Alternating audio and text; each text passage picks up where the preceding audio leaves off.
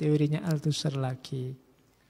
Sebenarnya tadi kan kita bilang setiap orang memiliki ideologi.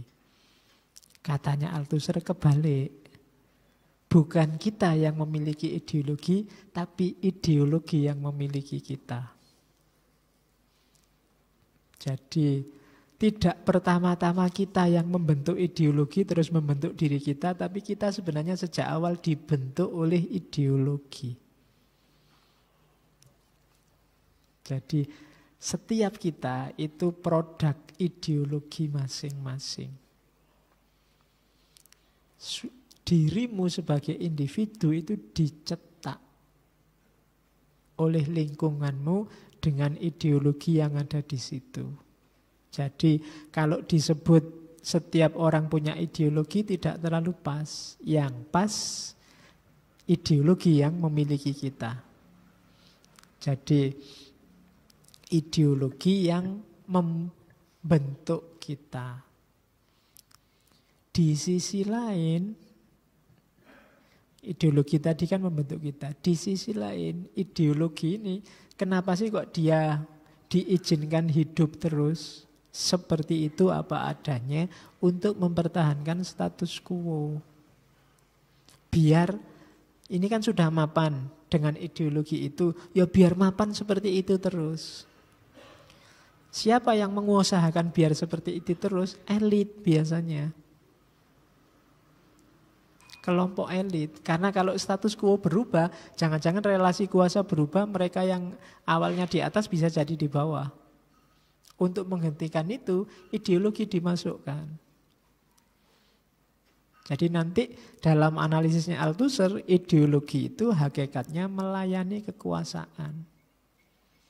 Demi apa? Status quo. Kalau status quo, mereka yang di atas tetap di atas, yang di bawah tetap di bawah.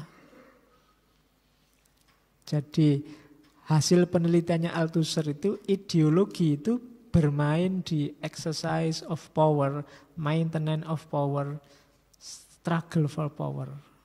Orang yang mau berjuang mencari kekuasaan, memelihara kekuasaan, atau mengalami kekuasaan, menciptakan kekuasaan, dia butuh ideologi. Mengubah mindset dulu lewat ideologi. Kalau tidak perjuangannya tidak akan sukses. Yang mempertahankan kekuasaan juga dia butuh ideologi. Kalau tidak sama, tidak akan sukses. Lewat jalan kekerasan mungkin bisa, nanti di Althusser ada, tapi tetap lebih efektif lewat jalur ideologi. Kayak di Gramsci kemarin, jalur lembut lebih masuk. Jadi kita anaknya ideologi. Cuma ideologi itu hakikatnya adalah pelayan kuasa, pelayan kekuasaan di situ. Jadi mau tidak mau sebenarnya kita dibentuk jadi agen untuk mempertahankan status quo. Jalurnya banyak, nanti dilihat. Cara ideologi membuat kita jadi agennya status quo. Status quo itu berarti biar situasi tidak berubah. Terus sebelum ke praktisnya ada satu teori lagi dari Althusser namanya interpelasi. Interpelasi itu kayak haknya DPR. DPR kan juga punya hak interpelasi. Interpelasi itu pemanggilan. Jadi kalau DPR menggunakan hak interpelasi sebenarnya hak untuk manggil pemerintah. Jadi cuma manggil saja sebenarnya. Jadi ideologi sebagai interpelasi itu ideologi yang membuat orang tadi melakukan representasi, membuat dirinya jadi subjek. Jadi misalnya gini, kamu di jalan, ketemu temanmu, atau ketemu saya, dosenmu.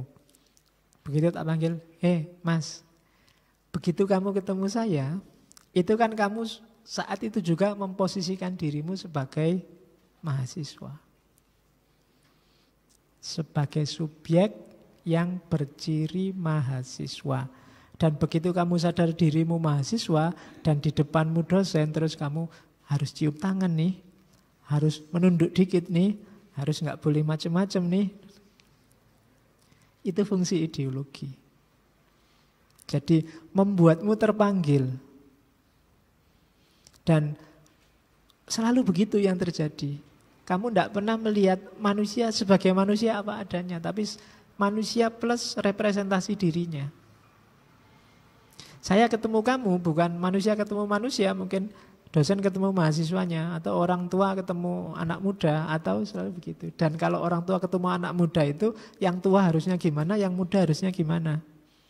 Kalau dosen ketemu mahasiswa itu, dosennya harusnya bagaimana, kalau mahasiswa harus gimana.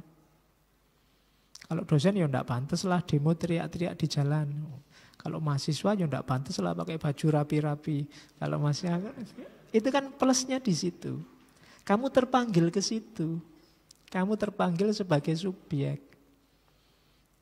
Jadi ideologi itu membuat kita terpanggil ke dalam tadi representasi imajiner tadi.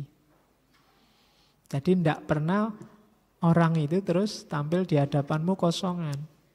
Dia selalu dalam status sebagai subjek. Apa dulu?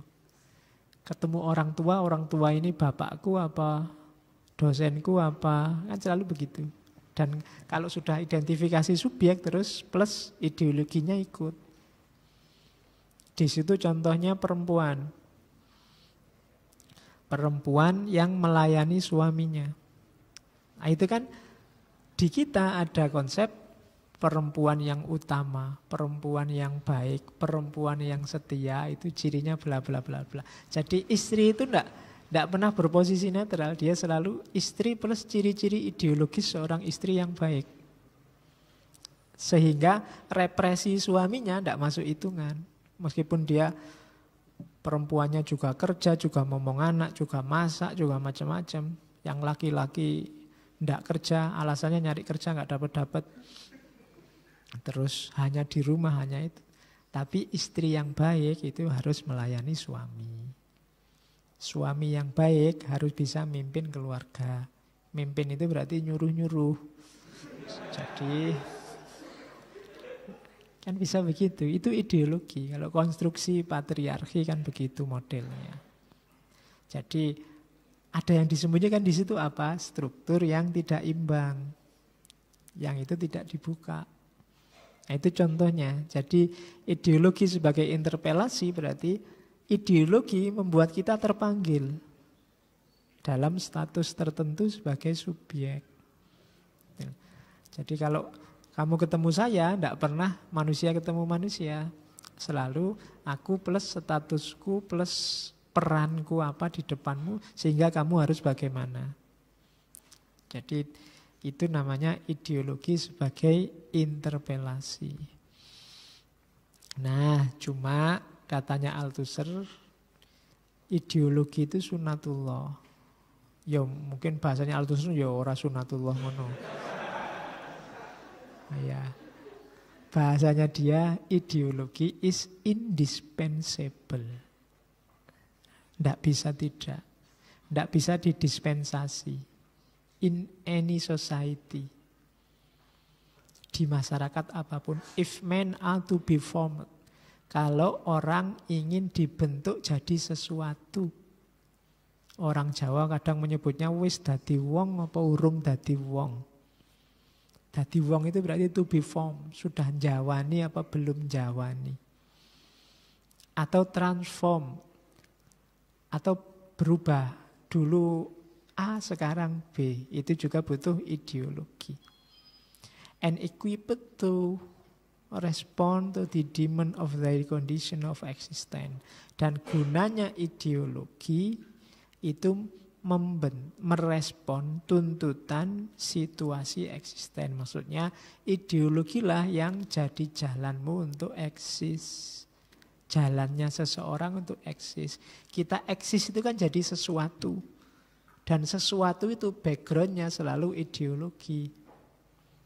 Ya seperti dijelaskan di awal, hidup ini ya dari ideologi ke ideologi. Kita ingin lepas dari ideologi lama yang menindas, tapi sebenarnya masuk ke ideologi baru. Kita meruntuhkan ideologi juga dengan ideologi. Meruntuhkan kapitalisme mungkin ya dengan sosialisme, komunisme, atau sebaliknya meruntuhkan sosialisme, komunisme dengan kapitalisme. Tidak ada kosongan. Kosongan itu pokoknya saya ingin meruntuhkan kapitalisme. Gantinya apa? Tidak ada Pak, pokoknya biar runtuh aja, tidak bisa. Tidak akan ada, pasti ada ideologi baru. Kamu sadar atau tidak. Pasti akan yang kamu gunakan itu ideologi yang baru. Jadi dia sifatnya indispensable. Nah, sekarang penanaman ideologi. Ideologi ini Althusser ini ada dua tokoh yang berpengaruh tentang penanaman ideologi. Yang pertama Freud, yang kedua penerusnya Lacan. Di Freud dengan psikoanalisisnya, Lacan dengan fase mirrornya. Fase mirror itu fase cermin. Ketika seseorang hanya niru saja kenyataan di sekelilingnya. Kita itu kan ya sekarang sudah bisa mikir, tapi dulu di fase pembentukan yang pertama-tama kita lakukan itu hanya meniru. Kalau di Lacan namanya fase cermin. Kamu bercermin ke orang lain terus kayak gitu bagus, aku ingin kayak gitu. Kayak gitu baik, aku ingin kayak gitu. Awal kamu kecil dulu begitu yang kamu lakukan. Jadi penanaman ideologi awal itu di fase meniru. Dan itu pasti diawali dari struktur paling kecil, namanya keluarga. Sadar atau tidak, di awal-awal hidupmu dulu, zaman kamu kecil itu idolamu yo kalau ndak ayahmu ya ibumu. Yang tempatmu bercermin. Meskipun nanti berkembang, tapi penanaman awal di situ. Penanaman ideologi yang pertama. Jadi tertanam dari lingkungan yang paling kecil. Termasuk kalau ada kesadaran-kesadaran yang palsu tadi dalam tanda petik. Ya jangan disalahkan bapakmu sama ibumu. Kalau ideologi itu sifatnya struktur, lingkungan sekeliling. Jadi di situ kamu ditanami oleh ideologi masa kecil. Terus dan sifatnya tadi tidak disadari. Kamu seolah-olah bebas, tapi sebenarnya kamu tidak bebas. Jadi kalau ada orang ngomong, aku pengen bebas 100% Pak. Tidak ideologi-ideologinan, mikir dewe. Tidak iso, kamu mikir sendiri free tanpa bahan sebelumnya. Dan bahan sebelumnya itulah ideologi. Arahmu pasti ideologis. Kamu ingin bebas karena sudah baca buku ABCD, terpengaruh tokoh ABCD, ingin meniru tokoh ABCD. Ya kamu ganti ke situ ideologinya, berpikirnya sekarang. Jadi dari ideologi ke ideologi. Pak, saya ingin niru Sartre Pak, ingin kayak Nietzsche gitu loh Pak, ingin kayak...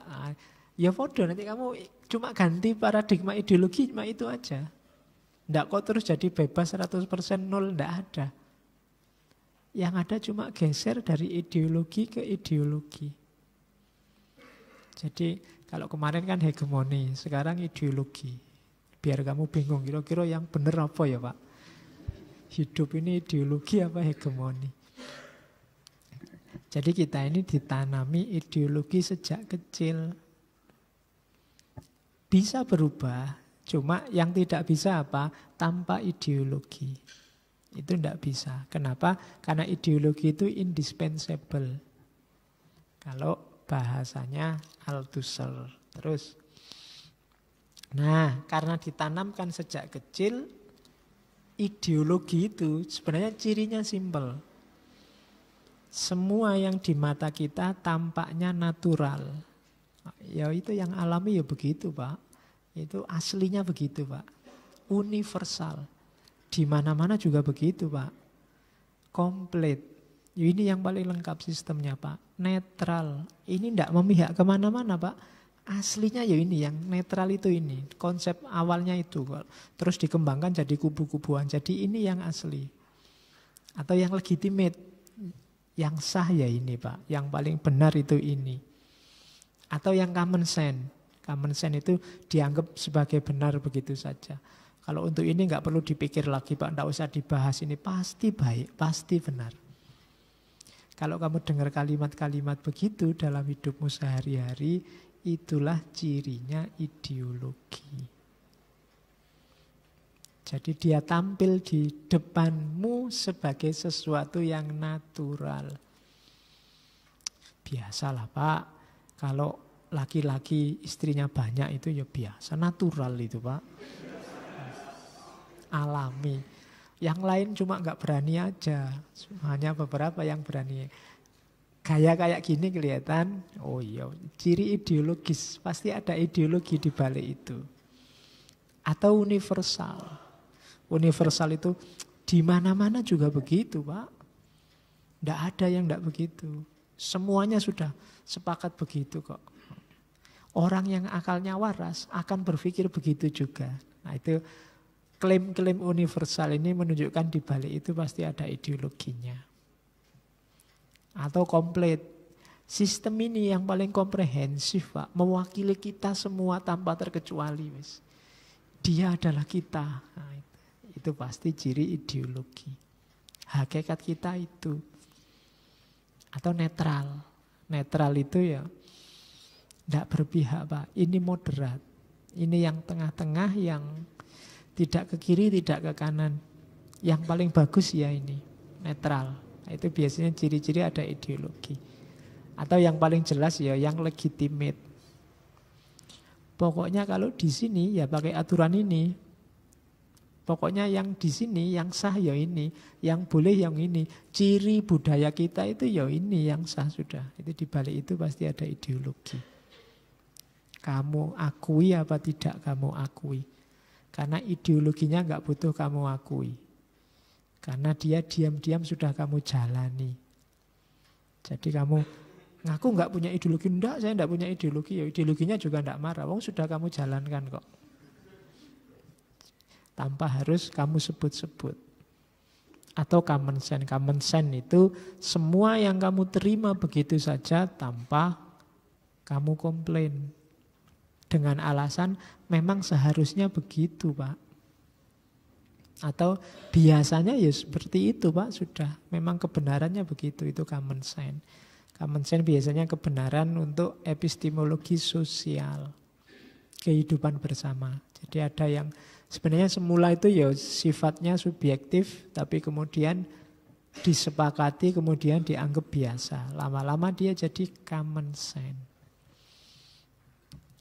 Terus, nah, yang di awal tadi sampai slide terakhir itulah cirinya ideologi. Dalam praksisnya hubungannya sama logikanya Marx dan kapitalisme. Di dunia modern hari ini itu ideologi sebagai alat reproduksi formasi sosial kapitalisme. Kalimatnya letterlek, semoga tidak salah paham di kata alat reproduksi itu.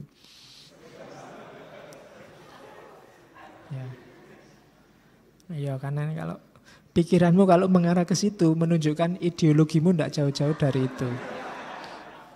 Ya, jadi ideologi sebagai alat untuk memproduksi ulang formasi sosial. Ya bahasa kita tadi untuk mempertahankan status quo. Biar struktur yang keluar, logika sosial yang keluar selalu begitu lagi. Ya kayak tadi kan, kelompok elit kapitalis itu kan tidak mau dia tergeser posisinya. Di antara strategi mereka agar posisinya tidak tergeser apa? Ya dia reproduksi terus formasi sosialnya. Caranya reproduksi gimana? Yang pertama, untuk biar produksinya jalan terus, berarti apa? Memproduksi keterampilan. yang nanti berguna untuk produksi. Makanya sekarang banyak pabrik-pabrik, banyak perusahaan-perusahaan yang mendirikan sekolah-sekolah, kampus-kampus. Antara lain apa? Menanamkan keterampilan produksi yang mereka butuhkan. Sama kayak dulu Belanda membuka banyak sekali sekolah dalam rangka politik etis sebenarnya. Tapi sebenarnya karena dia butuh pegawai yang bisa dibayar murah.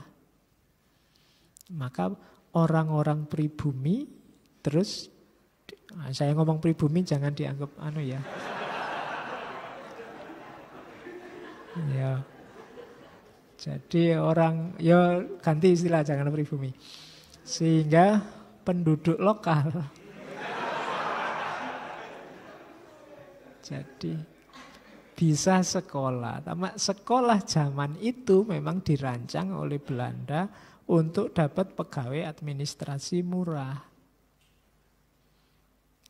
Ketika mereka bisa produksi terus di situ, ya strukturnya akan tetap begitu. Kan kunci pertama itu. Makanya kalau hari ini cita-citamu PNS itu sebenarnya mewarisi semangat kolonial.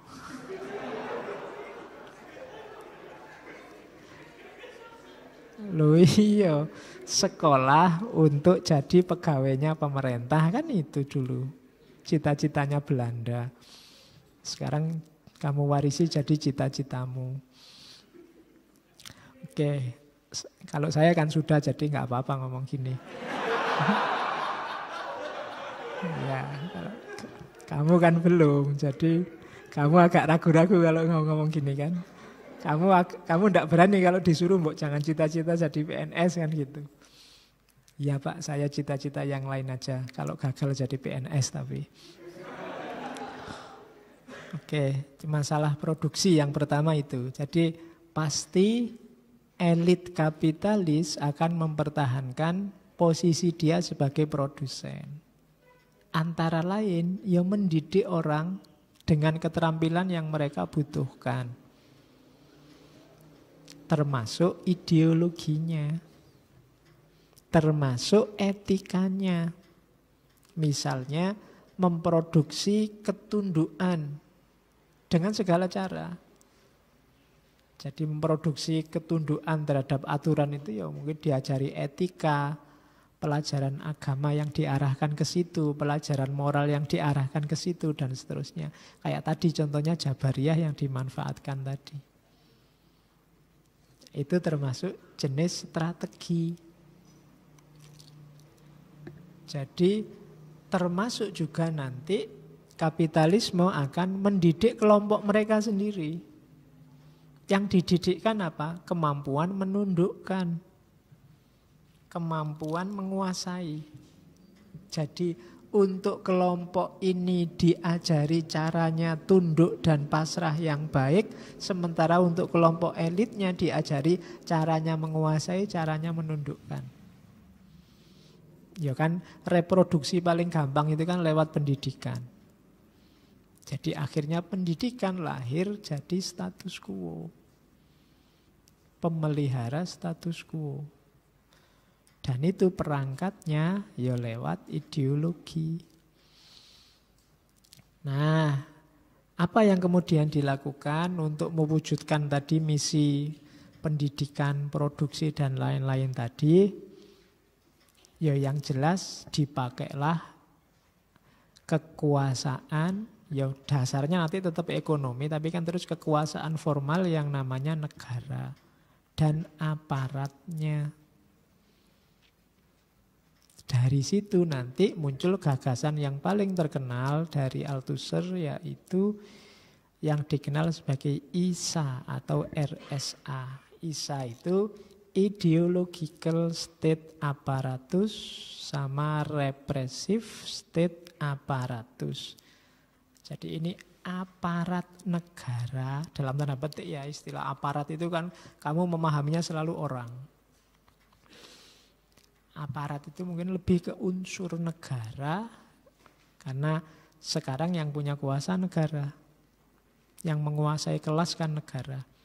Meskipun di atas itu ada elit kapital. Jadi negara punya dua aparat yang bisa melanggengkan struktur tadi. Yang satu namanya ideological state apparatus, itu tugasnya apa? Konsensual kontrol. Ya, itu bahasanya konsensus, kontrol kesepakatan. Tugasnya apa? Membuat orang secara sukarela menerima ideologi. Itu ISA. Kalau yang kedua RSA, coercive control, memaksa. Kalau yang pertama membujuk, menggiring, pelan-pelan biar orang menerima ideologi. Kalau yang kedua memaksa. Kekuatan memaksa. Kalau yang pertama misalnya pendidikan, yang kedua misalnya ya polisi, hukum, satpol, dan lain-lain. Jadi negara punya dua aparat ini. Yang tugasnya apa? Menjaga struktur agar ideologi yang diinginkan tetap hidup seperti apa adanya. Tidak bergeser atau berubah. Sehingga yang dominan tetap dominan. Ini karakternya. Kalau yang melalui bujukan tadi, yang ISA, itu biasanya ya tugasnya memanipulasi kesadaran masyarakat. Menciptakan kesadaran-kesadaran sesuai kepentingan yang punya kepentingan. Itu tugasnya. Biasanya lewat jalur-jalur budaya, pendidikan, dan yang sejenis itu. Kalau ini sukses, selesai. Tapi kalau tidak sukses, masuk ke RSA. Lewat jalur agak memaksa. Di masyarakat biasanya hidup lebih dari satu ISA. Jadi satu ideological state apparatus. Ada banyak. Dan karena banyak kadang-kadang bisa tabrakan. Karena ini lembaga ideologis. Jadi kita secara pelan-pelan digiring untuk setuju, sepakat, siap menjalankan ideologi. Secara umum jalurnya ini biasanya katanya Althusser. Religion, education, family, communication, ruang publik, interaksi kita dengan sesama, political, ruang politik, dan cultural, ruang budaya.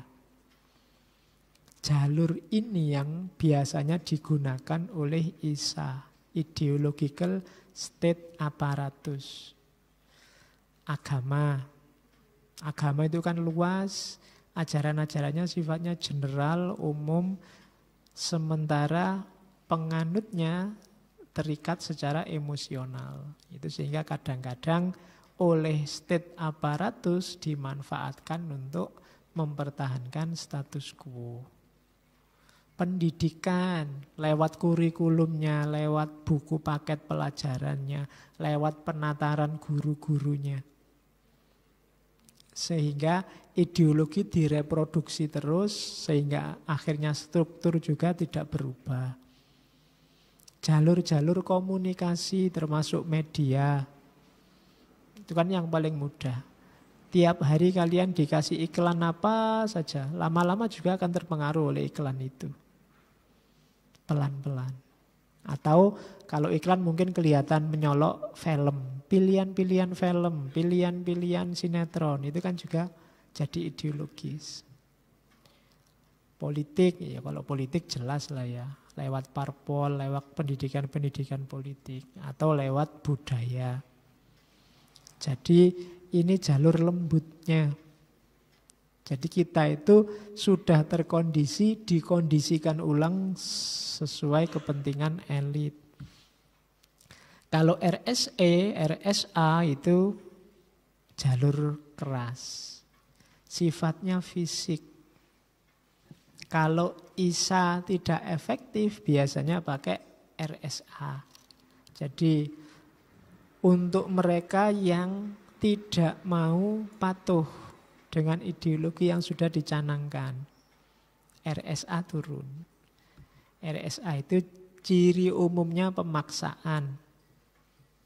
Biasanya nanti prosesnya juga, kalau tadi yang ISA, kalau ISA gagal, RSE masuk. Kalau RSE urusannya selesai, orang sudah mau patuh, ideologi masuk. Jadi yang ISA masuk. Jadi karena orang tidak bisa terus-terusan dalam kondisi dipaksa.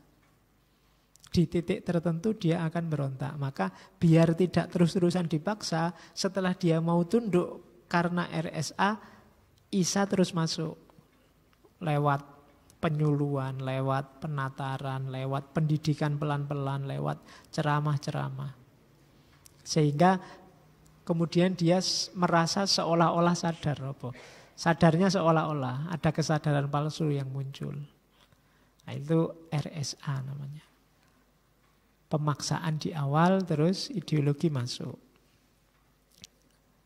Ya kalau RSA enggak kayak ISA. Kalau ISA itu macam-macam, sehingga kadang-kadang bisa konflik. Kalau RSA itu tunggal.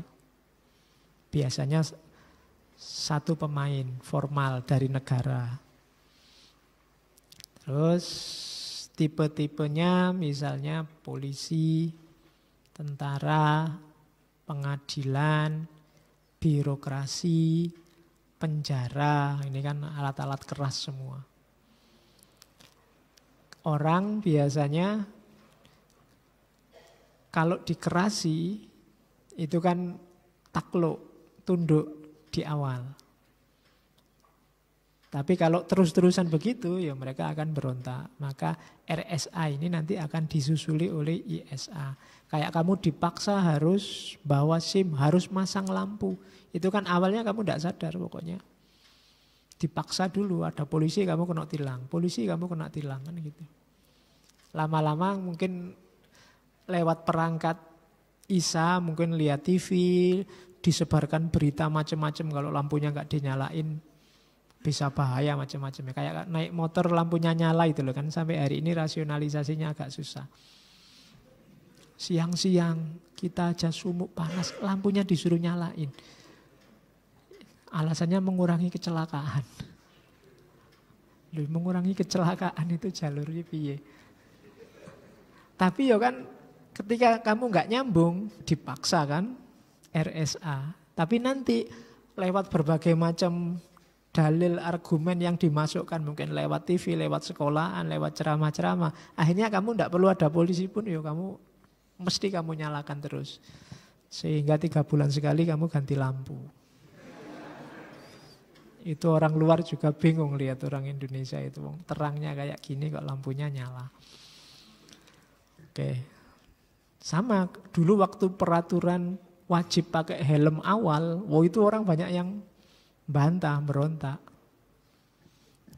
Lama-lama ada penyadaran-penyadaran kan bahasanya. Lewat sekolah, lewat media, masing-masing gitu.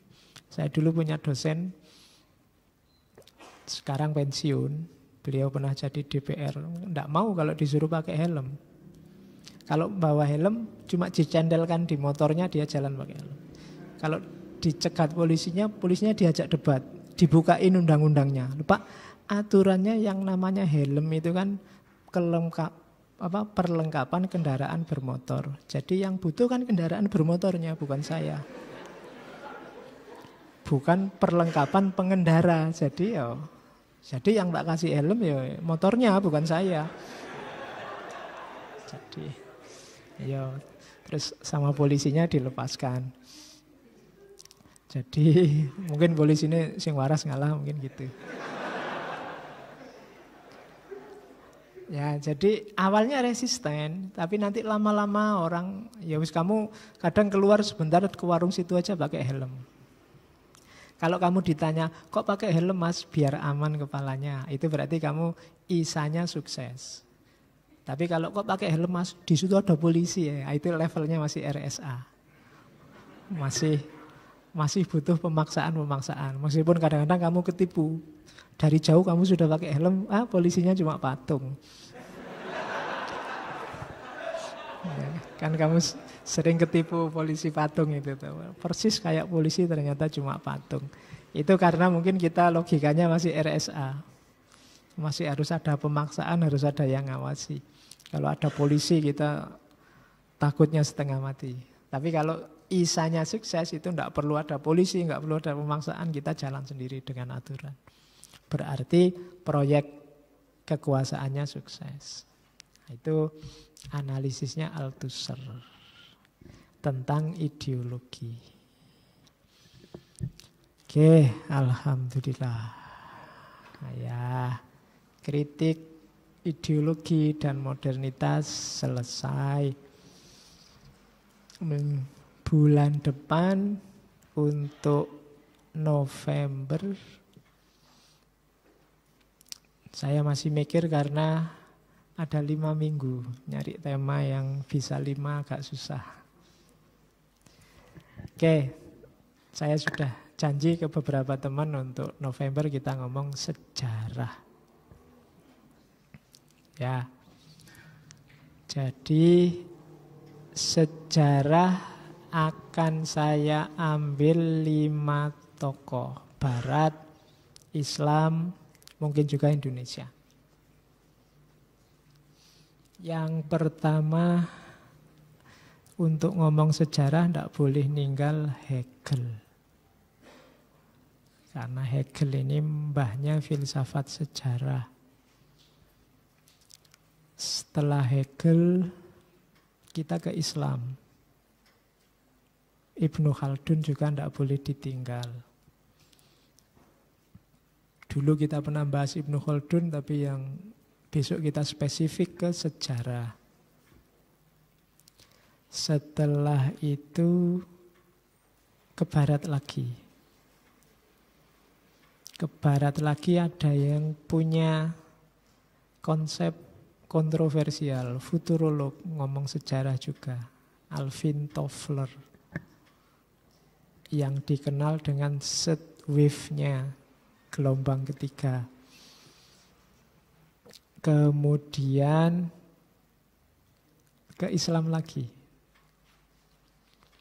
Ada tokoh besar yang punya konsep sejarah dan peradaban. Malik bin Nabi. Ya, mungkin pernah dengar namanya. Saya baru lihat fotonya tadi. Ya, lumayan ganteng orangnya. Karena Timur Tengah, konsep-konsepnya tentang sejarah dan peradaban. Kemudian ke Indonesia. Pak Kunto Wijoyo. Kemudian yang nulis sejarah dunia 12 jilid besar-besar. Arnold Toynbee yang juga punya konsep sejarah khas. Jadi semoga 1 bulan ke depan kita punya 5 wawasan baru bagi yang belum pernah belajar tentang sejarah. Karena ada beberapa diskusi yang nyinggung-nyinggung tentang sejarah. Jadi ada baiknya kita tidak usah nyinggung lah, kita menyelam sekalian. Apa itu sejarah? Jadi diawali dari Hegel, Ibnu Khaldun, Alvin Toffler, Malik bin Nabi, berapa? 4. Kunto Wijoyo 5. Iya, sudah 5. Aku mau ngomong piro? 6. Ya dikurangi siji. Terserah takmirnya milih yang mana. Oke. Saya kira itu. Ketemu lagi insya Allah minggu depan. Kurang lebihnya mohon maaf. Wallahul muwafiq. Wallahu a'lam bissawab. Wassalamualaikum warahmatullahi wabarakatuh.